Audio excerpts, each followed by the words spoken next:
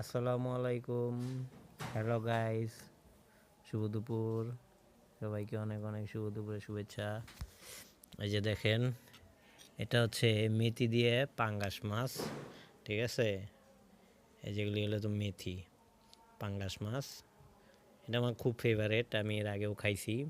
এত টেস্ট বন্ধু, কি বলবো, অসাধারণ এক কথায়।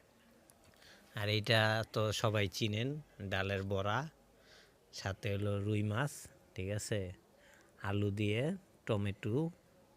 আর টমেটো এখন শীতের সিজন, টমেটো দিয়ে মনে করেন কাঁচা টমেটো হলে তো সেই টেস্ট, একবারে টক মিষ্টি একটা ফ্লেভার, সাথে এরকম বড় বড় মাছের টুকরা, এক কথায় অসাধারণ। আর এই যে হচ্ছে দেখেন বন্ধুরা, এটা কি বলেন তো, এটা একটা শাক। এটা শুধু শীতের সিজনেই পাওয়া যায়।